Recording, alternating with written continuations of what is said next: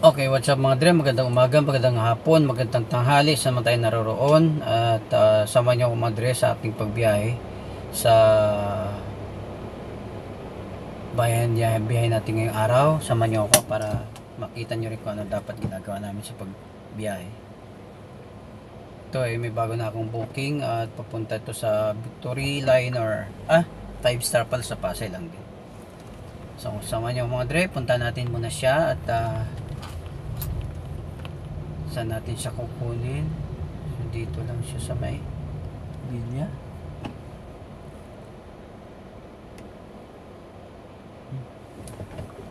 Okay, akala ko walang daan.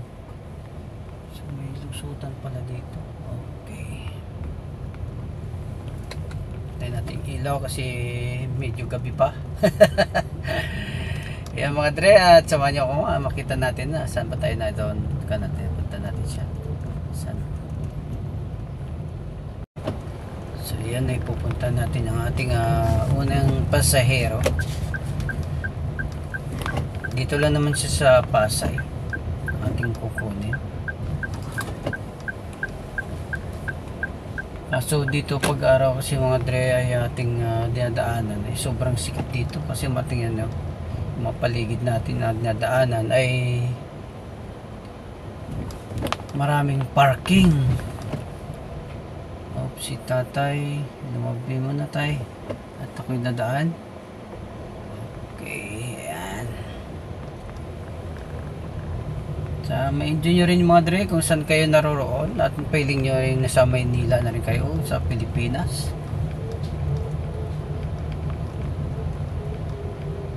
Yan, dito tayo sa ating unang travel. So siguro mga dre, ang ating pagta-travel o pagbabiyahe, tiyagaan lang naman dito. Kasi dito pag hindi mo pinagtiyagaan, wala kang kikitain, wala kang income na maiipon. So kailangan nating tiyagaan mga dre ang ating hanap buhay. Pero kung kayo dyan ay nasa OFW man o sa abroad, mag-ipon-ipon na rin kayo ng inyong pera para pag uwi nyo may pang invest na rin kayo, tulad sa akin. Ito, tayo po na ko noon, biglaan tayo po na uwi, biglaan tayong tinanggal sa trabaho, so wala tayong opsyon mga dre. Kailangan nating umuwi kasi hindi ka naman pwedeng hindi ka uwi dahil una, yung trabaho natin hindi naman pang matagalan dyan, baga perma ka lang yan, pang samantala lang yan. Dito talaga tayo mabubuhay din sa Pilipinas. Sa abroad okay, kasi okay, una naiipon yung pera natin, pero pagdating dito para ka lang din nagwawasos ng pera na mauubos din yan. Kaya dapat isipin natin yung pag-i-invest ka agad. So dito na tayo, hanapin natin ang ating pasahero.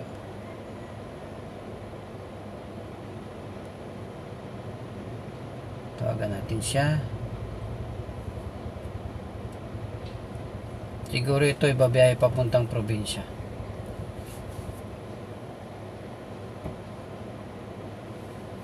Tapat kong pinaglilingkuran, taos puso akong paglilingkuran.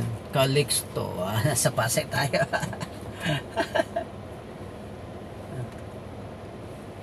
Hindi pa sa sumasagot Okay, palabas na daw siya, nag-message sa akin, palabas na daw.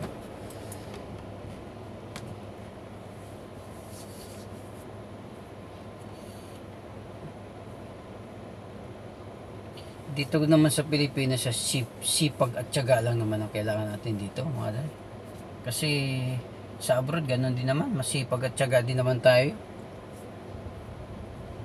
Pero kung kikitain mo doon sa abroad tsaka dito, mas maganda naman na mas okay dito. Kaya lang yung iba pa rin talagang yung sa abroad ka, kasi yung una yung tipo mong hindi nabibili doon, easy money lang, nabibili mo kaagad. Pero yun nga lang, malayo ka sa pamilya mo, malayo ka sa kamag-anak mga anak mo, pamilya mo, ganun. Pero kung isipin lang naman ang kinikita, basta dito, tiyagaan mo lang. Wala ka pang amo, wala ka pang, di ka gigisang ng, anytime, kung saan mo gusto pumunta, makakapunta ka. Makakagala ka.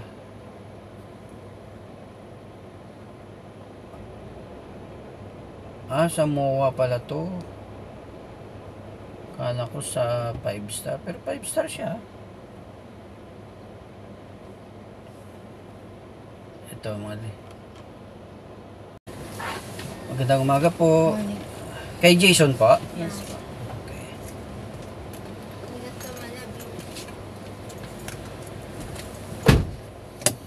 Okay, ready to na tayo, ma'am. Pwede naman po kayong kung may kakambyohan kayo pabalik. Pwede naman. Pwede po balik dito? Sige po, pwede naman balik tayo. Para hindi tayo ikot doon sa malayo.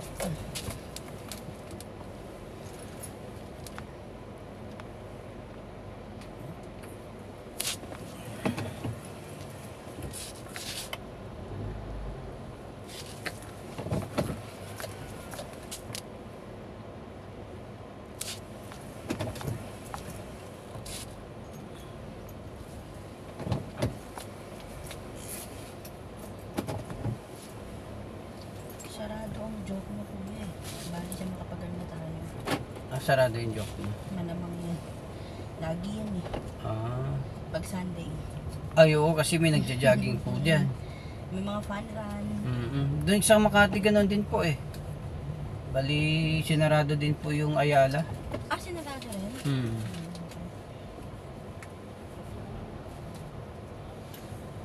Kanina, hindi rin ako nakapasok sa bandang Ayala eh.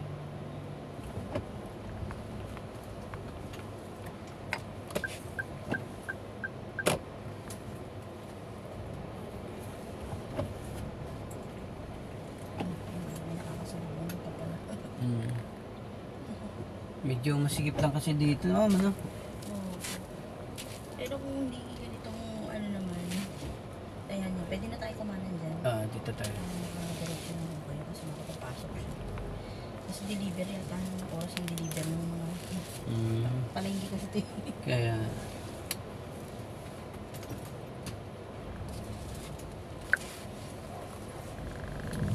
mas maluwag naman sana yung kalsada dyan kung hindi nagdo-double parking. Opo. Yung one-way parking lang, pwede na sana eh. Mahilig mag-double park yung mga tao dyan. Alam naman nila na daanan yan. Tapos bukod doon, yung mga e-trike na yan, yung mga bike, yung mga motor, dapat yung pag-park nila ilagay sa gilid. Kala mo, mga may-ari ng kalsada. Ganyan talaga.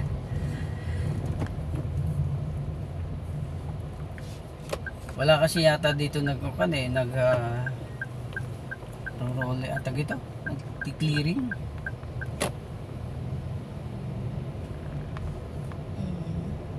Minsan lang kasi po eh. Bagay, bago mag-clearing yan, may nagtitimbre na yan dito.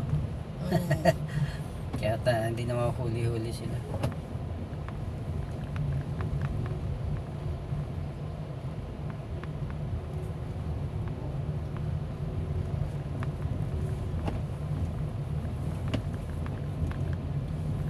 Akala ko po 5 star bus. 5 star hindi pala, sa MOA pala to.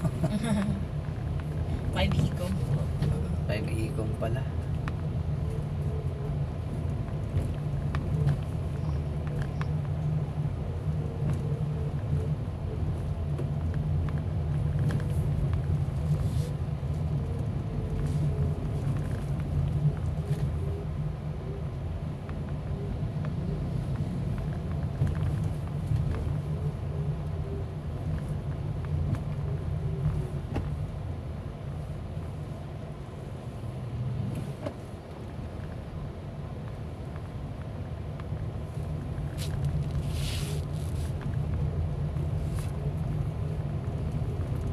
Marami kasi nagja-jogging dyan sa MOA, ma'am, ano? Oh. Maluwag kasi at saka bukod dun eh parang fresh yung hangin niya.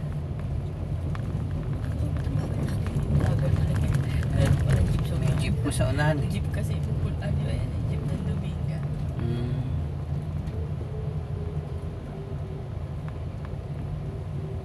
Hindi tayo maka-overtake sa kanya eh.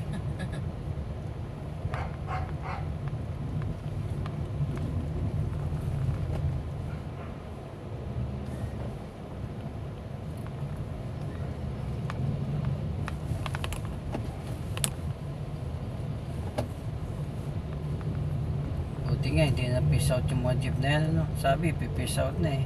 Hindi mo matutuloy lagi. Kasi nagrarally yung mga yan. Oo. Tsaka kasi sila lang yung affordable na Na, trans. transport. Kasi una, yung minibus na yan, hindi ka naman pwede makarga ng mga isda dyan. No? Totoo po. Tapos, siyempre, minsan, minamamalingki kayo. May mga bot-bot ka namang marurumi. Eh yan, kahit anong karga mo dyan, pwede.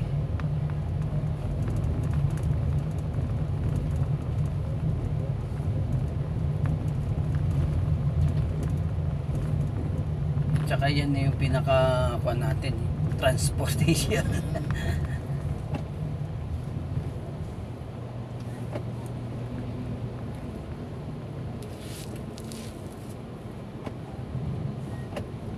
Pasay.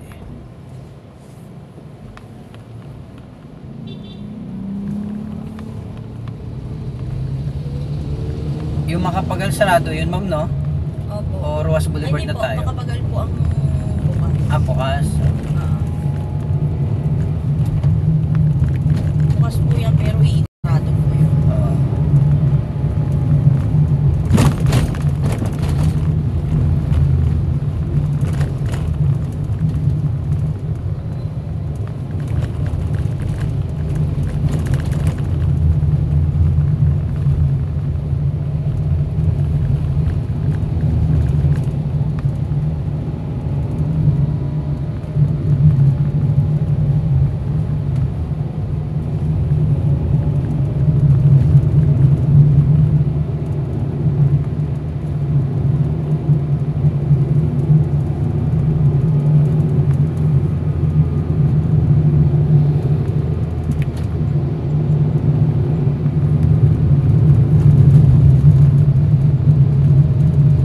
Ayun, Makapagal ngayon uwi natin.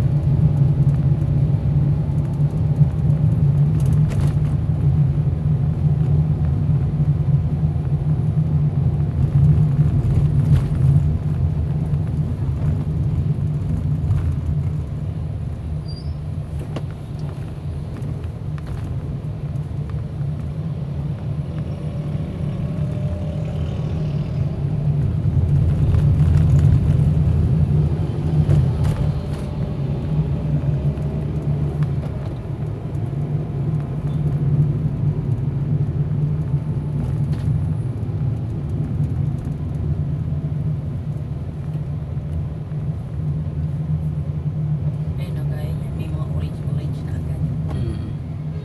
Indication na yan na sarado yung daan. Ito dito Kaya sarado. makapagal na po kayo niyan. Sarado yung joke niyo. Mm. Ang mali kasi nila, hinahayaan pa nilang pumasok yung mga sasakyan. Oo, dapat Tapos dito. pagdating po tuloy doon, iikot yung mga sasakyan. Kaya nga dapat dito pa sa bungad, inaharangan na. Sinasarado na Oo. po. Para hindi na umikot dun sa Ilang beses na po nangyari sa akin yan. Every Sunday. Kasi yung isang beses yung huli, yung taxi. Sabi ko sa kanya, Manong, alam ko na po yan. Sarado po talaga yan. Sabi pinilit niya. bukas eh. Pinilit ko. Dumiretso tuloy kami. Umikot pa po kami dun sa may circle ng ng PICC. Sabi niya, ay sarado pala. Sabi ko, every Sunday ho yan. Matik yan.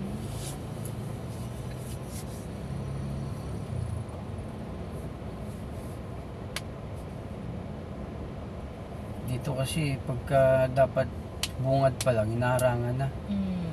Hindi yung paikutin pa yung mga sasakyan.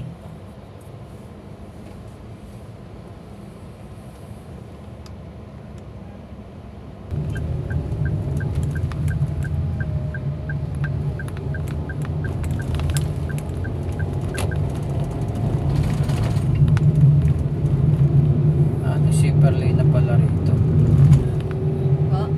Nag-counter to na pala rito. Yan yung formula. Yan yung ginagawa. Bali, dalawang ano to. Dalawang linya na. Dalawang linya pag Sunday. So, ayos-ayos pa ng kalsada. Eh, binasinira na naman, no?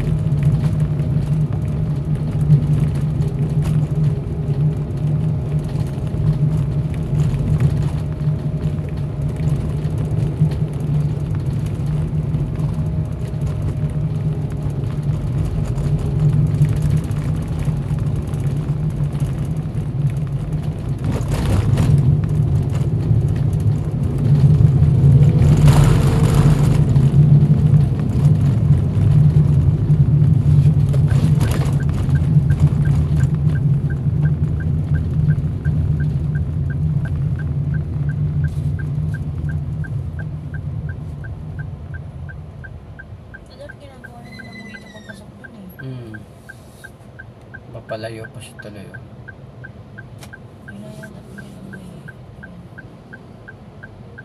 May harang po ba? May harang eh. Ay, may harang. Kaya diretso tayo pa SM.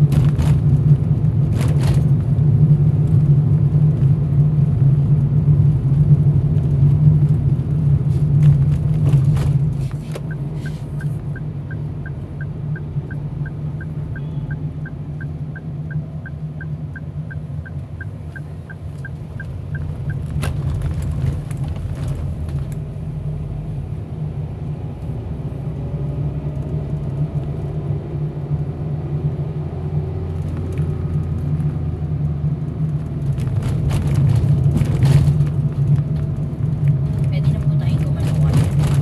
Tapos, kanan na lang tayo sa dulo. Dito pa ah. Tapos sa kanto. Kakanan tayo sa dulo. Tapos kanan ulit. Okay. Likod na part po kasi.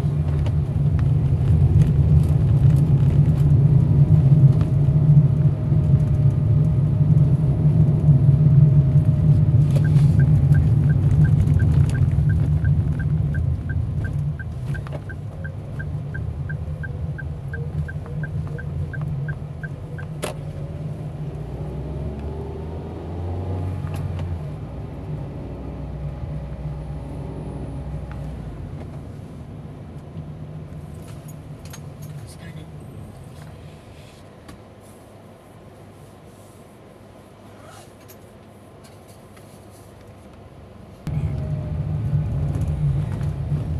Thank you. Thank you po.